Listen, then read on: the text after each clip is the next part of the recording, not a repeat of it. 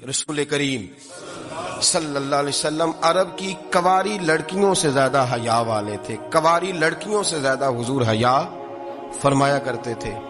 جب خانہ کعبہ کی مکہ شریف میں تعمیر ہو رہی تھی نا، اہل عرب اس کو تعمیر کر رہے تھے، تو نبی پاک صلی اللہ علیہ وسلم اپنے چچا حضرت عباس کے ساتھ خانہ کعبہ کی تعریف میں مصروف تھے. تو عرب کے لوگ چونکہ لمبا کرتا پہنتے تھے پیروں تک، تو نیچے اگر کسی وقت کوئی چیز نہیں بھی ہوتی تھی تو کسی کو وہ نظر نہیں آتی تھی، کیونکہ پردہ رہتا تھا، لمبا کرتا پہنا ہوا ہوتا تھا. تو جب بچے، سرکار کی عمر مبارک بھی ابھی تھوڑی تھی، تو اس طرح بچے جب نکلتے تو وہ کئی دفعہ اپنی تہمت اتار دیتے نیچے سے، اور کوئی مزدوری کرنے لگتے تو 3-4 طے کر کے نا تہمت کی کندھے پہ رکھ لیتے. جس طرح کبھی دیہاتوں میں لوگ کپڑا سر پہ رکھتے تھے کہ اوپر اگر کوئی وزنی چیز رکھیں گے تو وہ تکلیف نہیں دے گی. نبی پاک صلی اللہ علیہ وسلم بھی سب لوگوں کے ساتھ خانہ کعبہ کی تعمیر میں شامل تھے. تو حضرت عباس رضی اللہ تعالیٰ عنہ نے کہا حضور سے، ابھی اللہ نے نبوت بھی نہیں فرمایا تھا، بھتیجے آپ بھی تہمت اتاریے، یہ صحیح مسلم میں حدیث موجود، اور اس کو کندھے پہ رکھ لیجیے، آپ اینٹیں اٹھا اٹھا کے لا رہے ہیں تو ذرا آپ کو تکلیف نہیں ہوگی. تو سرکار دو عالم صلی اللہ علیہ وسلم سے یہ بات کہی، اور پھر جلدی سے حضور کی تہمت کو نکال کے نا، حالانکہ لمبا کرتا پہنا ہوا ہے، تو وہ جیسے ہی ان کے کندھے پہ رکھا اینٹیں رکھنے کے لیے، تو سرکار تو زمین پہ گر گئے، بے ہوش ہو گئے، آنکھیں آسمان کی طرف، اور پھر حضور پکار رہے ہیں آزاری آزاری آزاری، میرا تہمت دے دو، میرا تہمت دے دو. کبھی کوئی شخص اس وجہ سے بھی بے ہوش ہوا ہے کہ میرے وجود سے کپڑا اتر گیا ہے؟ حالانکہ سرکار پر وہ بے ہوشی بھی نبی پاک کا وہ جو غلبہ ہے نا شرم و حیا کا، اس کی وجہ سے ہو، ورنہ تو حضور فرماتے ہیں کہ میری آنکھیں سو جاتی ہیں، دل تو میرا اس عالم میں بھی جاگتا رہتا ہے. تو سرکار زمین پہ تشریف لے آئے، آنکھیں میرا تہمت دے دو، میرا تہمت دے دو. تو جلدی سے انہوں نے تہمت دیا تو حضور نے باندھ لیا. پھر طبیعت مبارک میں تسلی ہوئی، یعنی ہم اس رسول کے غلام ہیں کہ جن کے تو وجود سے کپڑا اتر جائے تو حضور برداشت نہیں کرتے، قبول نہیں فرماتے، تکلیف شروع ہو جاتی. لیکن یہاں نوجوان ہیں اور بڑا قد کاٹ ہے اور بڑے بڑے سمجھدار لوگ ہیں، گرمی آتی ہیں تو شارٹ کپڑے پہن کے گھومتے ہیں. ان کو خیال نہیں کہ یہ وہ والا لباس ہے جو باہر تو کیا گھر میں اماں کے سامنے نہیں پہننا چاہیے، بہنوں اور بیٹیوں کے سامنے نہیں پہننا چاہیے.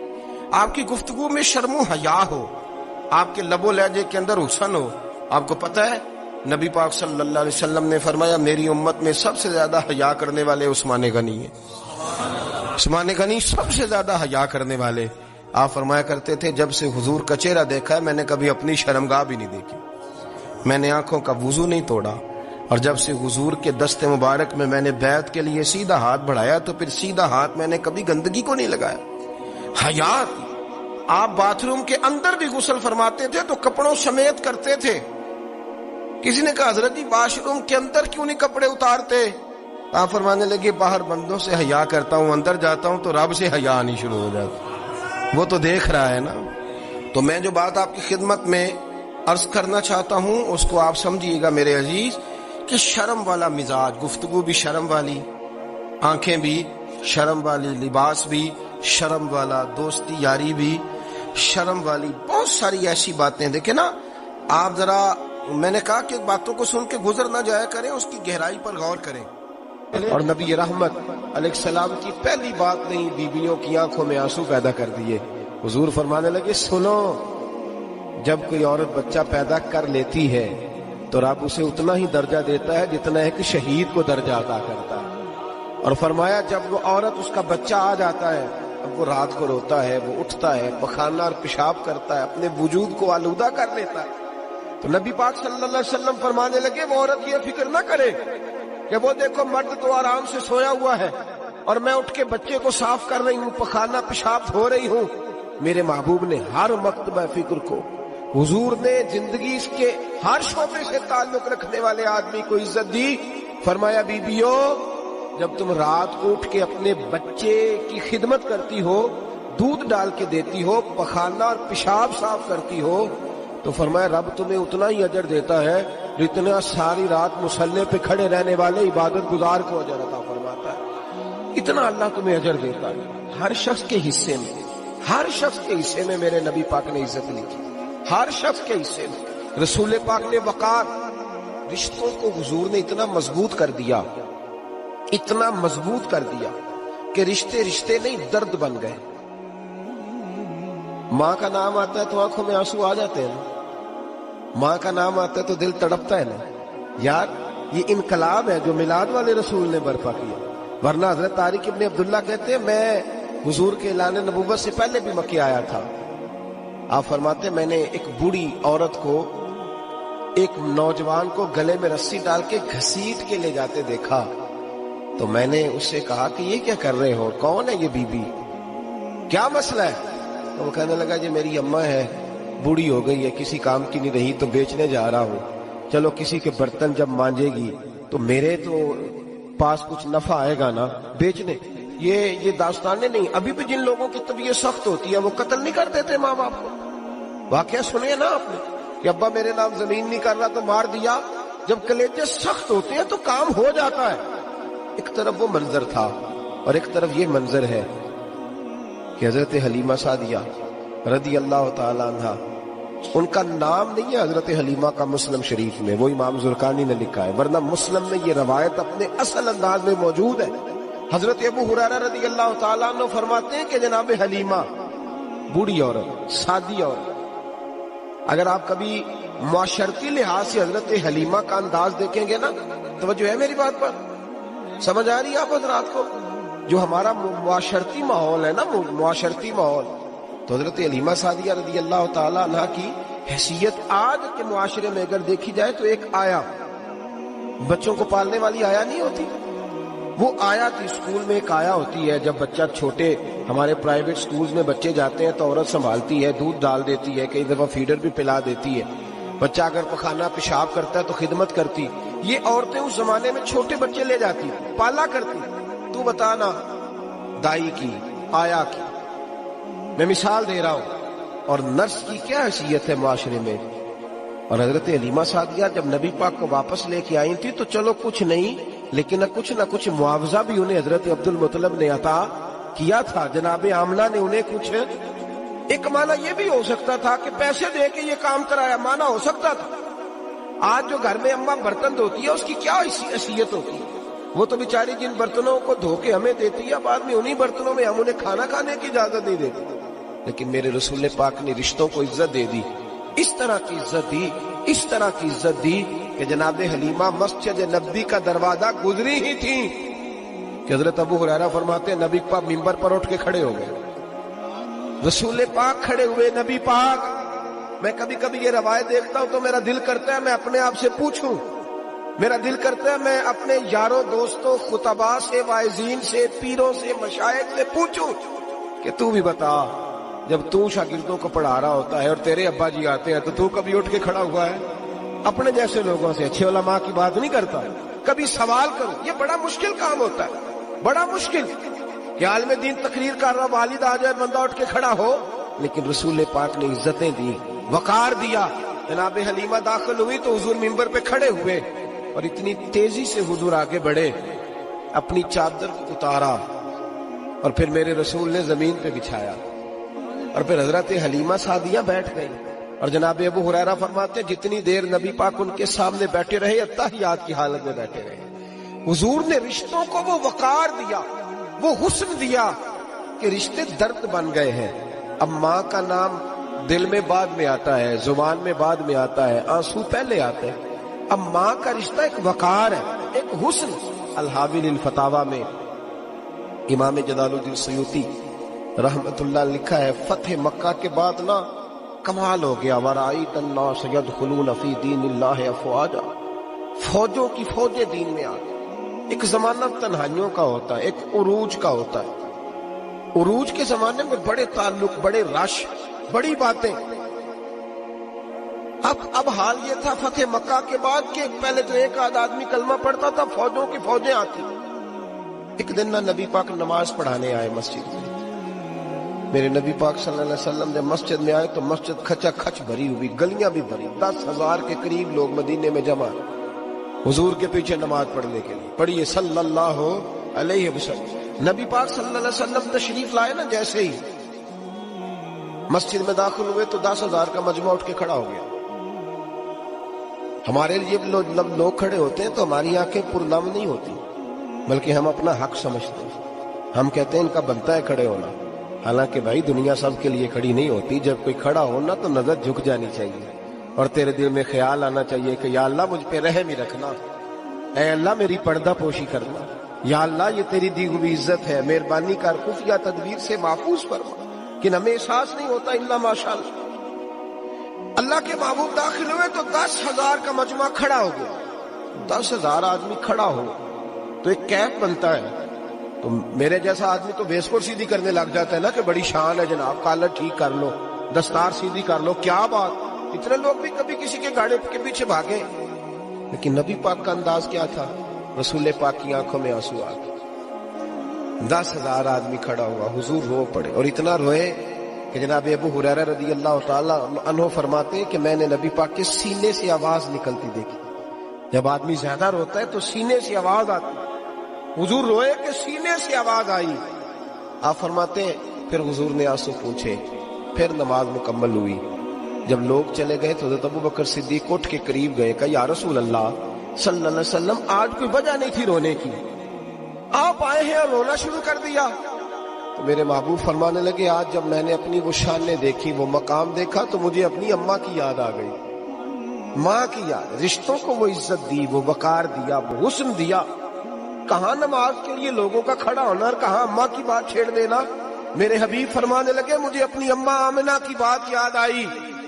میری ماں نے تو وہ دور دیکھا تھا جب وجود پہ کپڑے بھی پورے نہیں تھے، دل کرتا تھا آج اماں موجود ہوتی، میں نماز پڑھانے آتا، اللہ اکبر کہہ کے نیت باندھتا، سبحانک اللہ کے بعد سورہ فاتحہ پڑھتا، اور سورہ فاتحہ مکمل پڑھ لیتا کہ میری اماں آمنہ کو کوئی کام یاد آتا، وہ پردہ سرکا کے کہتی بیٹا محمد میری بات تو سننا، تو محبوب فرماتے اللہ کی عزت کی قسم میں نماز چھوڑ دیتا، پہلے ماں کی بات سن کے آتا، میں چھوڑ دیتا نماز۔ وقار دے دیا، وقار، وہ حسن بخشا، وہ توانائی بخشی۔ عرب کے اندر سال کے بعد عورتوں کا ایک میلہ لگتا تھا خانہ کعبہ کے پاس، صرف عورتیں اکٹھی ہوتی تھی، میلہ لگا ہوا تھا۔ ایک تورات جاننے والا یہودی عالم بھی آیا ہوا تھا، وہ بیویوں کے مجمع پہ نظر ڈال کے کہنے لگا بیویوں مرد کا کام تو کوئی نہیں عورتوں کے مجمع میں بات کرنا، لیکن میں تمہیں ایک پیغام دینے لگا ہوں، اللہ کے آخری رسول جو مکے میں پیدا ہونے والے ہیں ان کے آنے کا وقت قریب آ گیا ہے، وہ بیوی بڑی خوش نصیب ہوگی جنہیں ان کی رفاقت ملے گی۔ عورتوں نے جب دیکھا کہ مرد آ گیا عورتوں کے میلے میں تو انہوں نے ڈانٹا جھڑکا، کہا چل اٹھا اپنی کتابیں اور نکل جا۔ حضرت خدیجہ کہتی ہیں باقیوں نے ڈانٹا پر میں نے بات پلے سے باندھ لی، میں نے پلے سے باندھ لی اور میں انتظار کرنے لگی کہ اللہ کرے وہ نصیب میرے ہی ہو، اللہ کرے مقدر میرا ہی کھلے۔ آپ فرماتی میں تسبیح پڑھتی، درود پڑھتی، میں اس زمانے میں جو اللہ کا ذکر جس طرح ہوتا تھا وہ میں شروع کرتی، اور جب فارغ ہوتی تو میں التجا کرتی کہ اللہ میرے نصیبیں کھول دے۔ کہتی ہیں آہستہ آہستہ آہستہ آہستہ میں حضور کی تعریف سننے لگی، آہستہ آہستہ تعریف سننے لگی۔ نبی پاک صادق ہیں، امین ہیں، سچے ہیں، دیانتدار ہیں، اس برے اور میلے معاشرے میں بھی وہ سب سے اعلیٰ بھی ہیں اور سب سے اجلے بھی ہیں، وہ سب سے پاکیزہ ہیں۔ میں سننے لگی تعارف، آہستہ آہستہ میں ان کی گرویدہ ہونے لگی۔ ادھر نبی پاک صلی اللہ علیہ وسلم اپنے چچا جناب ابو طالب کے پاس رہتے تھے، قحط آ گیا، حالات بگڑ گئے۔ حضور سید عالم صلی اللہ تعالی علیہ وسلم سے چچا کہنے لگے بیٹے اگر مال تجارت لے کے شام جاؤ تو بڑا نفع کماؤ گے، ہمیں ضرورت بھی ہے، اور اگر ہو سکے تو ختیجہ کا مال لے کے جاؤ۔ اور نبی پاک نے کہا چچا میں نہیں کہوں گا کسی سے جا کے، میں نہیں کہتا کسی سے جا کے، جو میرے نصیب میں ہوگا میرا رب خود عطا فرمائے گا، میں نہیں کہوں گا۔ مصطفیٰ نے تو نہیں کہا۔ حضرت ختیجہ رضی اللہ تعالیٰ عنہ کہتی ہے میں نے خود اپنی خادمہ کو بھیجا، میں نے کہا جا کے پوچھو تو صحیح کہ میرا مال قبول ہوتا بھی ہے کہ نہیں، پوچھو۔ نبی پاک صلی اللہ علیہ وسلم سے پوچھا، حضرت ختیجہ کی خواہش ہے کہ آپ مال لے کے جائیں، حضور نے قبول کر لیا۔ جناب ختیجہ الکبریٰ رضی اللہ تعالیٰ عنہ کے غلام تھے، میسرہ ان کا نام تھا۔ جناب ختیجہ نے ان کو ساتھ بھیجا، فرمایا ایک 3 باتیں ارشاد فرمائی۔ ایک تو فرمایا سارا رستہ غور سے دیکھنا میرے نبی کے ساتھ کیا معاملات درپیش ہوتے ہیں. ابھی اعلان نبوت نہیں کیا. فرمایا ذرا غور کرنا، میرے مصطفیٰ کا مطالعہ کرنا اور مجھے واپس آ کے سبق سنانا. وہ جو تم نے چہرہ بددعا کی تلاوت کی ہو ذرا مجھے واپس آ کے سنانا. جنہاں نے دل پر جانی ڈٹھا ہو اکھیاں ہی تک لئیاں، تو ملے ہو تے ساجن ملیا ہوں ناساں لگ پئیاں. ذرا جا کے نا تلاوت کرنا اور مجھے دکھ. اور دوسرا فرمایا تم میرے غلام ہو تو مصطفیٰ کے بھی غلام بن کے رہنا. میں سنتی ہوں کہ کردار کے، افکار کے، نظریات کی عظمت کے بلند و بالا، وہ جیسے کہیں ویسے کرنا. اور تیسری حضرت خدیجہ نے نصیحت فرمائی. فرمایا محمد ابن عبداللہ صلی اللہ علیہ وسلم کی رائے سے اختلاف نہ کرنا. یہ چلتے ہوئے معاہدہ کیا، جو وہ کہہ دے سو کر جانا. غلام کہتے ہیں میں ساتھ گیا، باتیں میں نے سن لی، لیکن جب سفر شروع ہوا نا ابھی چند منزلیں طے ہوئی تھی. میں نے کہا خدیجہ آپ نے کیا نصیحت کرنی تھی، ان کے ساتھ جو رہے گا وہ ان کا غلام ہی بن جائے گا. ان کے ساتھ جو رہے گا تو اجے میرا محبوب نہیں ڈٹھا جن ویکھ کے چن شرماوے. جے رکھے ہاتھ پھلاں وچ ہاتھ نال پھلاں رل جاوے، ادھی راتی چن چڑھ جاندے جدوں جلوہ فرماوے. مایا جو بھی ساتھ رہتا غلام ہو جاتا. میں سرا کہتے میں گیا، تجارت شروع ہوئی. کہتے ہیں نبی پاک صلی اللہ علیہ وسلم جب منڈی میں پہنچے تو لوگ قسمیں اٹھا اٹھا کے مال بیچ رہے تھے. اللہ کے محبوب جب گئے نا تجارت کرنے تو ایک آدمی کہنے لگا چلو معاذ اللہ بتوں کے نام تھے لات و منات، کہنے لگا لات کی، عزا کی، منات کی قسم اٹھاؤ. تو نبی پاک فرمانے لگے ان کی قسم اٹھاؤں جن کا میں نام لینا بھی پسند نہیں کرتا. ابھی اعلان نبوت نہیں کیا. اور فرمایا ویسے بھی میں قسم دے کے مال نہیں بیچتا، خریدنا ہے تو خریدو، نہیں خریدنا تو نہ خریدو. کہتے ہیں لوگ قسمیں اٹھا اٹھا کے پیچھے جاتے تھے، پر میرے نبی جس سے روح پھیرتے تھے وہ نبی پاک کے پیچھے ہو جاتا تھا. ماتے کئی گنا زیادہ نفع کمایا. ہم رستے میں تھے، حضور ایک درخت کے نیچے آرام کرنے لگے. ایک عیسائی راہب غار میں بیٹھا تھا، نکل کے آ گیا. مجھ سے کہنے لگا مجھے وہ جانتا تھا. میں سنا یہ کس کو ساتھ لائے، یہ کون ہے؟ میں نے کہا اہل قریش کے ایک معزز آدمی ہے. کہنے لگے یار جس درخت کے نیچے یہ لیٹے ہوئے ہیں یہاں عام آدمی نہیں لیٹ سکتا، یہاں وہی لیٹے گا جو اللہ کا سچا رسول ہوگا. یہاں دوسرا کوئی لیٹ ہی نہیں سکا. یہ رسول ہے، ان کا خیال رکھنا، خیال رکھنا. کاش میں اس وقت تک زندہ رہوں جب یہ نبوت کا اعلان کریں. میں ایسا کہتے ہیں میں غلام ہو گیا. نبی پاک صلی اللہ علیہ وسلم کی ادائیں مجھے بھانے لگی. جب واپسی پہ نکلے تو گرمی بڑی شدید تھی. فرماتے ہیں جب دھوپ تیز ہوتی تو بادل کا سایہ آ کے حضور پہ سایہ کر دیتا. بادل کا ٹکڑا نبی پاک پہ. اللہ جانے کہاں بیٹھ کے لوگوں نے کتابیں پڑھی ہیں جو کہتے ہیں 40 سال کے بعد نبی بنے تھے. پتہ نہیں کہاں بیٹھ کے کتابیں پڑھی ہیں.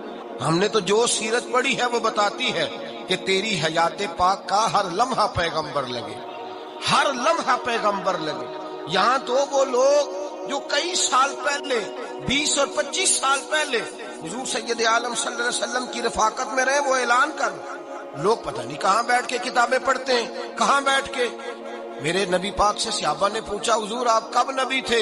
فرمایا ابھی آدم کی مٹی گوندی جا رہی تھی، ابھی آدم کی مٹی گوندی جا رہی تھی، میں تب بھی اللہ کا رسول تھا.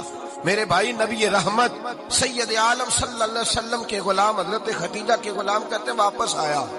اور پہلے بھی کئی دفعہ حضرت خدیجہ کا مال گیا تھا، بڑے نفع آئے تھے، پر جو نفع اس سال آیا وہ پہلے کبھی نہیں آیا تھا.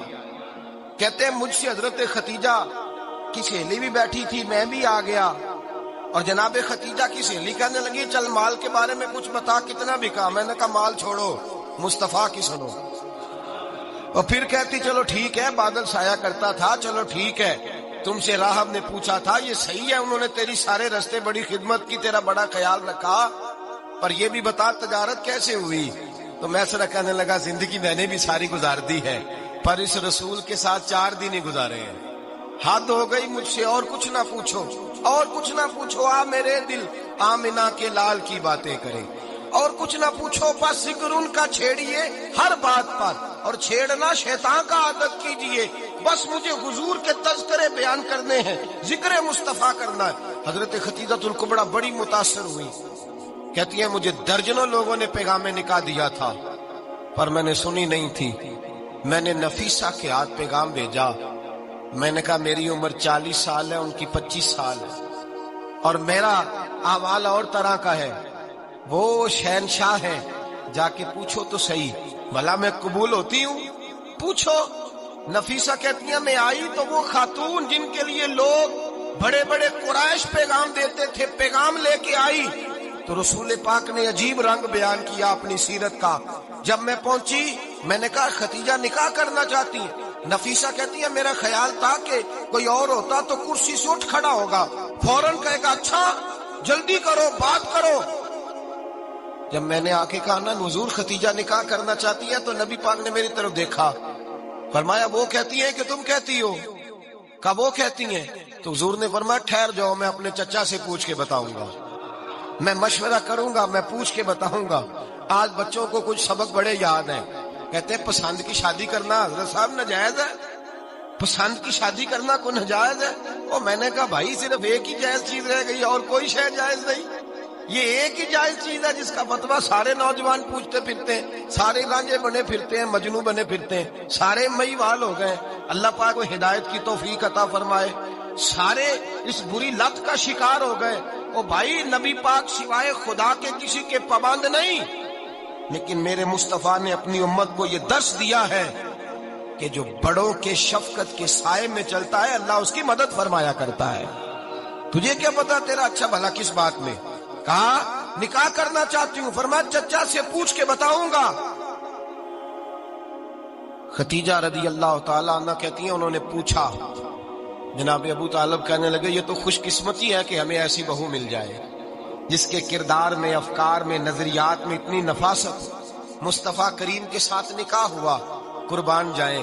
حضرت ختیجۃ الکبریٰ کی شادی ہوئی تو بھائی بڑا مشکل ہوتا ہے، بڑا مشکل ہوتا ہے اپنے آپ کو ڈھالنا، لیکن جناب ختیجہ کی زندگی اٹھا کے دیکھو، میں یہ نہیں کہہ سکتا وہ کروڑ پتی تھی، ارب خرب کی میں بات ہی نہیں کر سکتا، اور 20 نوکرانیاں تھیں ان کے پاس، درجنوں ان کے پاس غلام تھے، لیکن جب رسول اللہ کے دروازہ نور پہ آئی ہیں، انہوں نے میرے نبی کے گھر میں جھاڑو بھی دیا ہے، انہوں نے حضور کے کپڑے بھی دھوئے ہیں، انہوں نے رسول اللہ کے لیے اپنے ہاتھوں سے کھانا بنایا، انہوں نے دیکھا کہ نبی پاک صلی اللہ علیہ وسلم کو دولتوں سے، تجارتوں سے، سرمایہ سے پیار نہیں، جتنی دولت تھی شام کو لا کے قدموں میں رکھ دی، کہا محبوبہ جب میں تیری ہوں تو میری ہر شے ہی آپ کی ہے۔ چند دنوں میں حضور نے ساری چیزیں دے دی اللہ کے رستے میں، ہر چیز نبی پاک نے دے دی۔ حضرت ختیجہ الکبریٰ کا حال یہ تھا کہ ایک جوڑا رہ گیا، کئی جگہ سے پیبند لگے ہوئے، میں گڈی ہاتھ ڈور سجن دے او جنج رکھے اونج رہنا ہے، واجب نہیں جے وچ شریعت مندہ قسم نو کہنا، بس ٹھیک ہے جس حال میں محبوب راضی ہیں، کہا ہر چیز قدموں میں رکھ دی، اور حضور کے ہر رشتے کا خیال کیا، نبی پاک کی ہر خواہش کا۔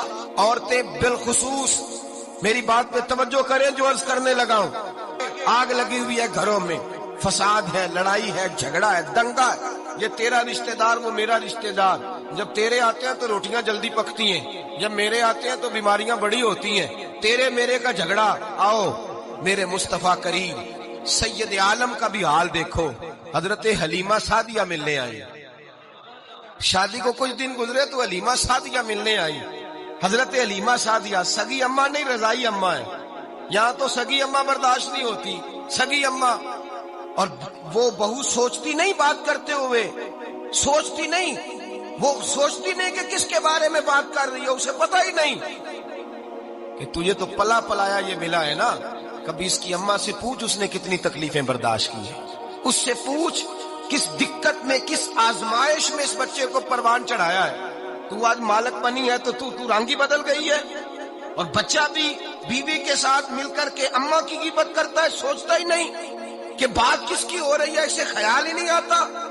حضرت حلیمہ سعدیہ رضائی ماں ہے، جب تشریف لائیں تو مصطفیٰ کریم نے فرمایا ختیجہ یہ میری اماں ہے۔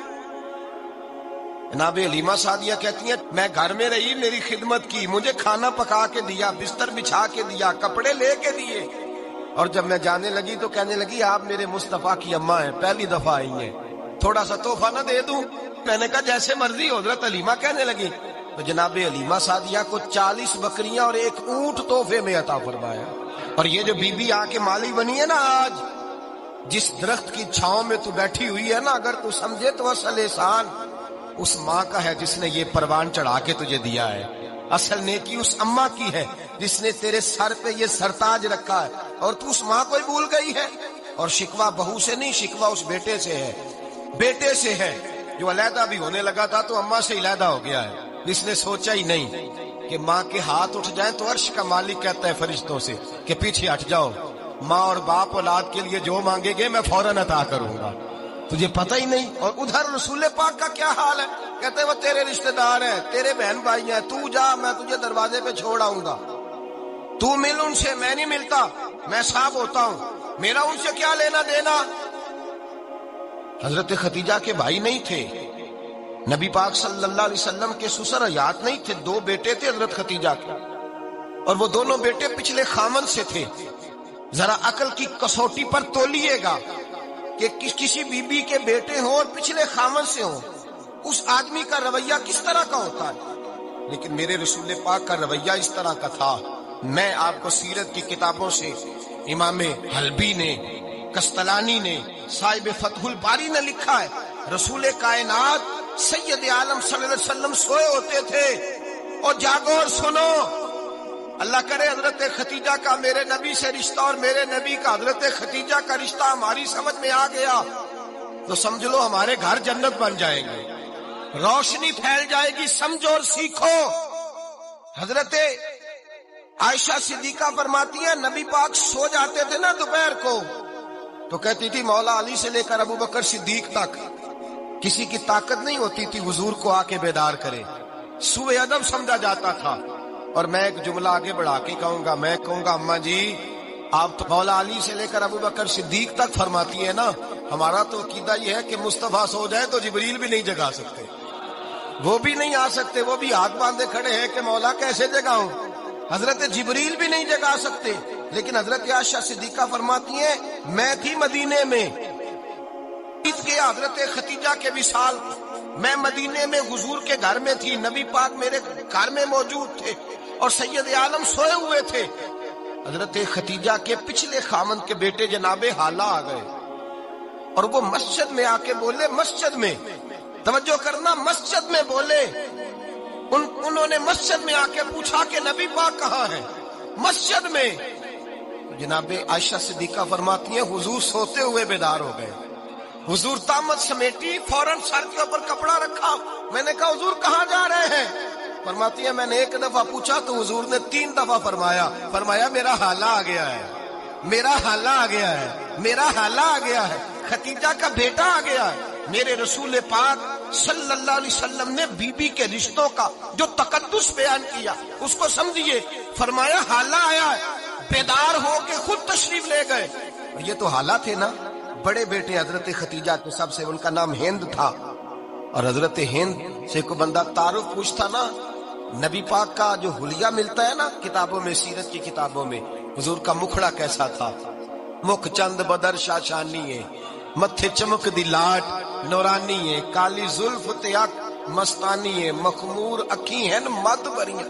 یہ جو حضور کا حلیہ ملتا ہے نا یہ حضرت ہند کا بیان کیا ہوا ہے. وہ بیان کیا کرتے تھے کہ نبی پاک کی آنکھیں کیسی تھی، حضور کے جلوے کیسے. وہ بیان حضرت خدیجہ کے بیٹے ہیں. کوئی ان سے پوچھتا کہ بڑے راضی رہتے ہو، ہند بڑے راضی رہتے ہو، تو حضرت ہند کیسے راضی کیسے نہ رہوں، راضی کیسے نہ رہوں. میرے بھائی کا نام علی المرتضیٰ ہے، بہن کا نام فاطمہ الزہرا ہے، ماں کا نام خدیجۃ الکبریٰ ہے اور باپ کا نام محمد مصطفیٰ ہے. میں راضی کیسے نہ رہوں. حضرت خدیجۃ الکبریٰ کے رشتوں کے ساتھ رسول اللہ کا پیار، ان کے رشتے. کنز المال میں حضرت عائشہ صدیقہ کی حدیث ہے. جناب عائشہ فرماتی ہیں دوپہر کو حضور آرام کرتے تو کوئی آیا نہیں کرتا تھا. ایک دن ایک بوڑھی آ گئی دروازے پہ، اس نے چھڑی پکڑی ہوئی. کہتے وہ اندر آئی تو نبی پاک بڑی تیزی کے ساتھ اٹھے. حضور سید عالم نے قریب بٹھایا. دیر تک حضور باتیں کرتے رہے، دیر تک گفتگو ہوتی رہی. فرماتے ہیں حضور نے اسے کوئی اضافی وقت دیا. عام صحابہ اس وقت آتے نہیں تھے، حضور کے آرام کا وقت تھا. اضافی وقت دیا نبی پاک نے. اور فرماتے ہیں جب وہ جانے لگی تو نبی پاک نے تحفے بھی عطا فرمائے. اور پھر ایک غلام سے، حضرت بلال سے یا کسی غلام سے فرمایا کہ ساتھ جاؤ اور گھر چھوڑ کر کے آؤ. نبی پاک صلی اللہ علیہ وسلم نے اعزاز دیا. حضرت عائشہ صدیقہ فرماتی ہیں دیر تک ملاقات بھی، تحفے بھی، انفرادی ملاقات. بعد میں نبی پاک صلی اللہ علیہ وسلم لیٹ گئے. میرے دل کے اندر خیال آیا کہ حضور جائیں گے اور جب رات کو واپس آئیں گے تو پھر میں پوچھوں گی کہ حضور یہ بی بی کون ہے، حضور اب آرام کر رہے ہیں. فرماتی ہیں میرا خیال تھا کہ یہ سوال شام تک میرے ذہن میں رہے گا کہ یہ کون ہے. آپ نے بڑا اعزاز دیا، دروازے تک چھوڑنے گئے. حضرت عائشہ صدیقہ فرماتی ہیں میں سوچ رہی تھی آرام کر رہے ہیں، اور میں نے جیسے ہی نگاہ ڈالی تو حضور تو گہری سوچ میں گم ہے. نبی پاک سوچوں میں گم ہے اور بے آنکھیں کھلی ہوئی. فرماتی ہے میں قریب جا کے بیٹھی، قدموں پہ ہاتھ رکھا. میں نے کہا محبوبہ یہ بی بی کون تھی؟ اتنی دیر آپ نے ملاقات کی اور وہ چلی گئی ہے تو ابھی خیالات ہیں، تصورات ہیں. فرماتی ہے میں نے پوچھا تو مصطفیٰ کی آنکھوں میں آنسو آ گئے. نبی پاک رو دیے، اٹھ کے بیٹھ گئے. میں نے کہا حضور کیا ہوا؟ میں نے تو آپ کو پریشان کر دیا، میں معذرت چاہتی ہوں. حضور نے فرمایا عائشہ ایسی کوئی بات نہیں، اس بی بی کے بارے میں پوچھتی ہو جسے میں نے زیادہ عزت دی ہے، زیادہ پیار کیا ہے، ذرا زیادہ اس کے ساتھ میں نے توجہ کی ہے. ہاں یا رسول اللہ میں نے انفرادی رنگ دیکھا ہے، روٹین سے بڑھ کر آپ نے محبت فرمائی. اور میرے مصطفیٰ نے فرمایا یہ جو عورت آئی تھی نا، جو میرے پاس بیٹھی رہی ہے، یہ میری زوجہ جناب ختیجہ کی سہیلی ہے. یہ حضرت ختیجہ کی سہیلی ہے، جناب ختیجہ کی سہیلی. فرمایا یہ مکے میں ختیجہ سے ملنے آیا کرتی تھی، ختیجہ اسے وقت دیتی تھی، پاس بٹھاتی تھی، کھانا کھلاتی تھی، دکھ سکھ سنتی تھی. اور تھوڑی غریب ہے، جب یہ جاتی تھی تو ختیجہ تحفے بھی دیتی تھی. فرمایا آج جب یہ آئی ہے تو ختیجہ کی یادیں تازہ ہو گئی. دیر تک میں نے اس سے بات کی ہے، گفتگو کی، جاتے دفعہ تحفہ دیا ہے، اس لیے کہ حسن العہد من الایمان، اچھے طریقے سے وعدہ نبھانا یہ بھی ایمان کا حصہ ہے. اچھے طریقے سے عہد نبھانا، تعلقات نبھانا یہ بھی ایمان کا حصہ ہے. حضرت ختیجہ کی سہیلیوں سے رسول اللہ صلی اللہ علیہ وسلم کا رشتہ. پہلی وحی نازل ہوئی نبی پاک پر. اب حضور جب ابتدائے وحی کے ایام آئے تو حضرت ختیجہ فرماتی ہیں رسول پاک غار حرا میں چلے جاتے، کئی کے دن وہاں رہتے. پہلی وحی آئی تو قرآن مجید کی تاثیر یہ ہے کہ لو انزلنا ھذا القرآن علی جبل لرأیتہ خاشعا متصدعا من خشیۃ اللہ. فرمایا اگر میں پہاڑوں پہ نازل کروں قرآن کو تو وہ بھی میرے خوف سے ریزہ ریزہ ہو جائے. اتنی تاثیر ہے. جب حضور کے قلب اطہر پر آیا تو نبی پاک کانپتے ہوئے گھر آئے، زملونی زملونی، مجھے چادر اڑاؤ چادر اڑاؤ. حضرت ختیجہ نے چادر دی، بیٹھ گئے. کہا ختیجہ آج کوئی آنے والا آیا ہے، اقرأ بسم ربک الذی خلق، یہ آیات اس نے مجھے دی ہیں اور میں بڑے خوف کے عالم میں ہوں. حضرت ختیجہ کے لفظ بڑے حسین ہیں. جناب ختیجہ الکبریٰ رضی اللہ تعالیٰ عنہ کیا فرماتی ہیں؟ کہتی ہیں یا رسول اللہ صلی اللہ علیہ وسلم آپ غم نہ کریں، رب آپ کو رسوا نہیں کرے گا، عزتیں عطا کرے گا. اور دلیل کیا ہے؟ حضرت ختیجہ فرمانے لگی دلیل یہ ہے کہ آپ غریبوں کی مدد کرتے ہیں، مسکینوں کا خیال رکھتے ہیں، اور محبوبہ کمزوروں کا بوجھ آپ اٹھاتے ہیں. جس کے اندر یہ خوبیاں ہوتی ہیں اللہ اسے عزت ہی عطا فرمایا کرتا ہے. حضرت ختیجہ الکبریٰ رضی اللہ تعالیٰ عنہ سب سے پہلے نبی پاک پہ ایمان لائی. بڑا مشکل ہوتا ہے. ہمارے جو فلسفے کے لوگ ہیں وہ کہتے ہیں بہت بڑا ولی اللہ بھی ہو تو بیوی اس کی مان جائے، یہ مشکل ہوتا ہے کام، یہ مشکل ہوتا ہے. حضرت ختیجہ الکبریٰ رضی اللہ تعالیٰ عنہ سب سے پہلے ایمان. اور کس طرح کا ایمان؟ کس طرح کا ایمان؟ ابن ماجہ میں روایت ہے، غور کرنا. حضرت قاسم نبی پاک صلی اللہ علیہ وسلم کے صاحبزادے، حضور کی 6 اولادیں، 4 بیٹیاں 2 بیٹے حضرت ختیجہ سے ہوئے، 4 بیٹیاں اور 2 بیٹے. دھوکہ دیتے ہیں بعض لوگ، کہتے ہیں حضرت ختیجہ کی ایک ہی بیٹی تھی. حضرت قاسم حضور کے بیٹے تھے، وہ وصال کر گئے. حضرت ختیجہ ابھی دودھ پلاتی تھی کہ شہزادے پردہ کر گئے. ایک دن گھر میں بیٹھی ہوئی تھی تو کہنے لگی یا رسول اللہ صلی اللہ علیہ وسلم میرے بیٹے قاسم کے حصے کا دودھ میرے وجود میں بھر آیا ہے، کاش میرا رب اتنا موقع دیتا کہ میرا بیٹا مدت رضاعت ہی پوری کر لیتا، وہ دودھ پی لیتا. نبی پاک نے فرمایا ختیجہ تو غم نہ کر، اللہ تبارک و تعالیٰ نے تیرے بیٹے کی مدت رضاعت جنت میں پوری کر دی ہے، جنت میں پوری کر دی ہے. اور نبی پاک نے اپنا اختیار بیان فرمایا ابن ماجہ میں. رسول پاک نے فرمایا اگر تو کہے تو میں یہاں بیٹھے بیٹھے تجھے تیرے بیٹے کی آواز سناؤں. عرض کروں رب کی بارگاہ میں ابھی تجھے سناؤں تیرے بیٹے کی بات، ابھی وہ جنت میں بولے، لطف نہیں آیا آپ کو اس بات کا؟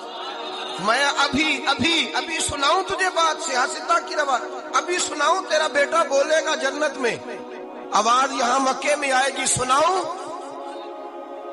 بڑے لوگ کرامت دیکھنا چاہتے ہیں، معجزہ دیکھنا چاہتے ہیں، کہتے ہیں جی میں تو وہ دیکھ کے آؤں گا، کہا سناؤں؟ حضرت خدیجہ کا ایمان دیکھیں، کہنے لگی محبوبہ مجھے سننے کی کیا ضرورت ہے، میں خدا کو بھی مانتی ہوں، محمد مصطفیٰ کو بھی مانتی ہوں، میں بن دیکھے ہی مانتی ہوں، بن دیکھے ہی مانتی ہوں، مجھے سننے کی ضرورت، آپ نے کہہ دیا تو سو ہو گیا، مجھے حاجت، حضور کہہ رہے ہیں اگر تو کہے تو دعا کروں، التجا کروں، ابھی آواز اللہ سنا دے، ابھی سناؤں؟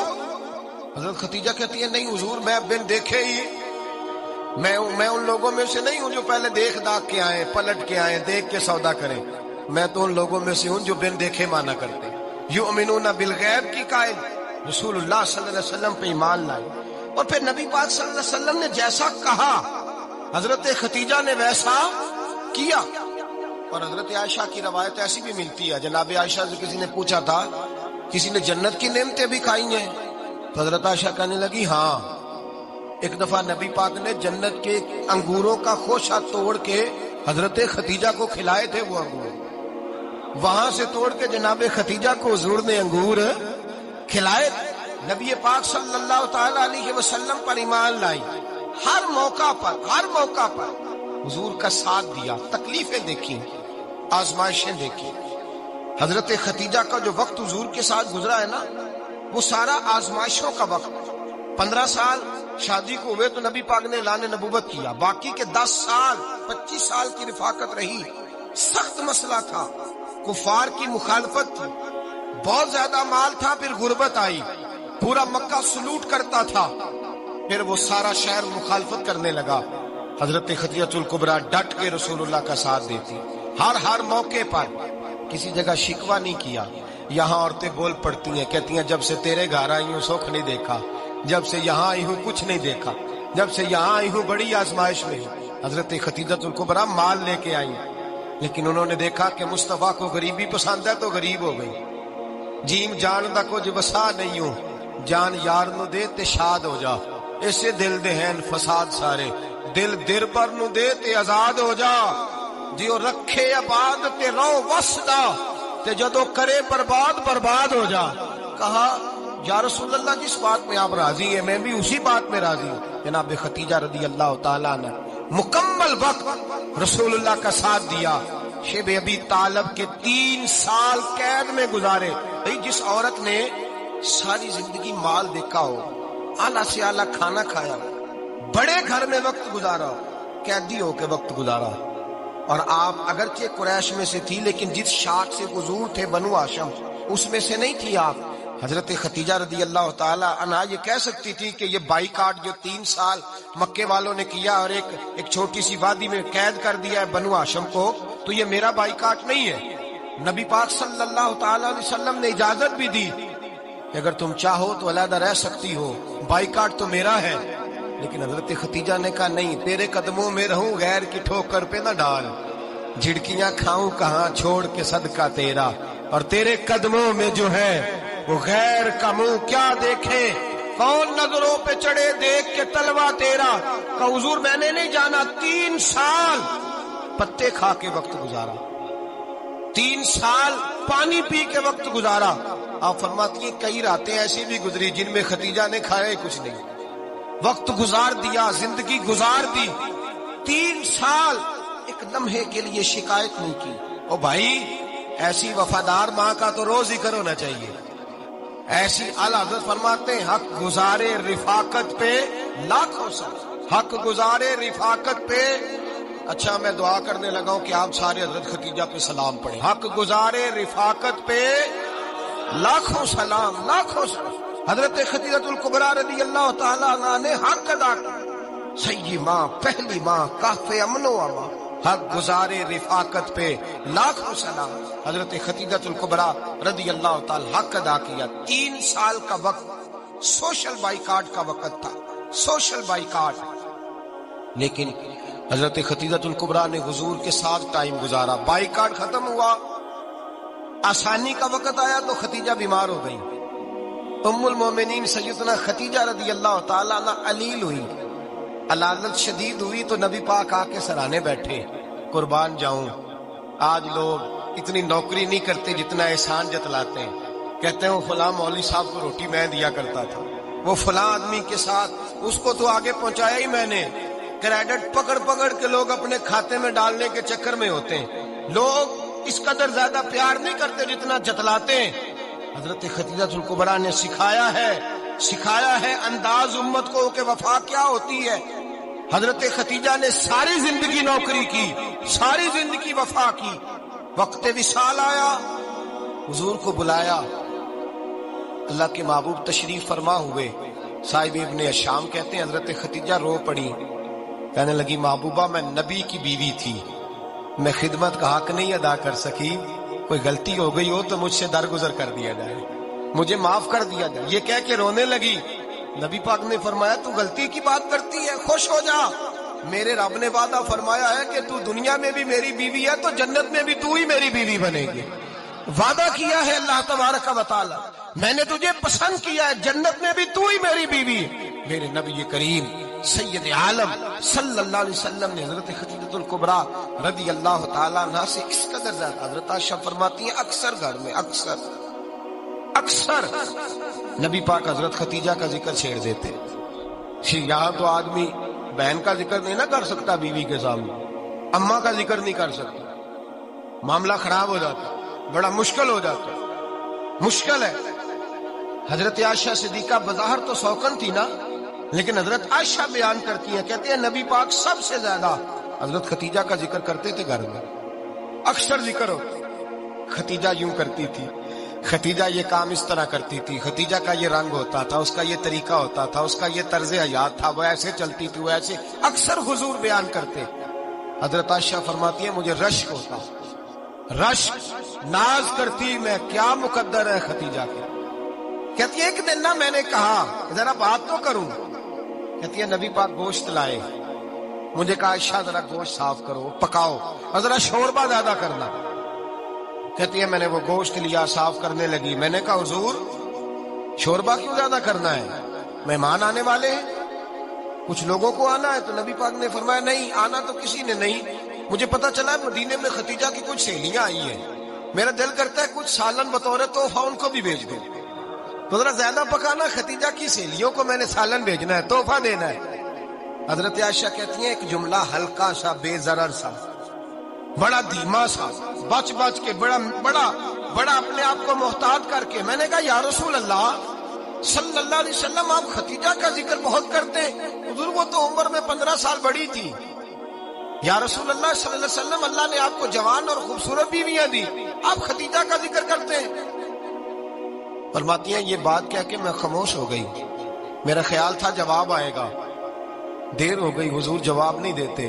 کہتے ہیں میں نے یوں نظر اٹھا کے دیکھا تو چہرہ مبارک سرخ ہو گیا، اور رسول پاک نے فرمایا عائشہ آج بات کی ہے، آج کے بعد یہ بات نہ کرنا۔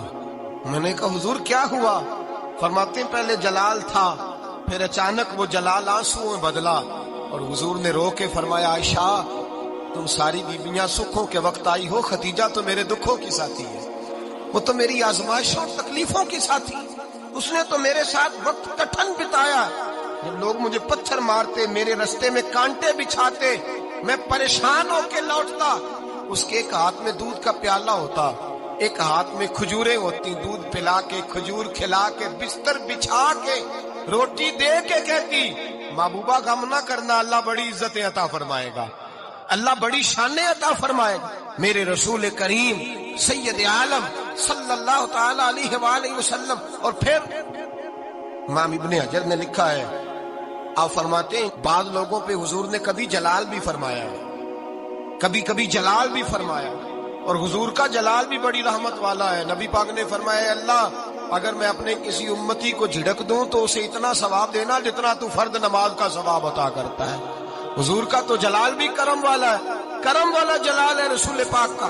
اکثر بعض لوگوں پر حضور ناراض بھی ہوتے، لیکن امام ابن حجر فتح الباری میں فرماتے ہیں کہ صحابہ اور اہل بیت میں سے حضرت خدیجہ الکبریٰ کی وہ ہستی ہے جس پر کبھی نبی پاک ناراض نہیں ہوئے، کبھی ناراض نہیں ہوئے۔ یہ سب سے بڑی فضیلت ہے حضرت خدیجہ، کبھی ناراض نہیں ہوئے نبی، کسی موقع پر بھی حضرت خدیجہ الکبریٰ رضی اللہ تعالیٰ عنہ سے ناراض نہیں ہوئے، بلکہ بخاری شریف میں لفظ کچھ اس طرح کے ہیں۔ میں نے شروع میں کہا کہ حضرت خدیجہ کی 20 کنیزائیں تھیں، نوکرانیاں تھیں، گھر کے اندر نوکر چاکر تھے، ریل پیل تھی، کوئی کام کبھی نہیں کیا تھا۔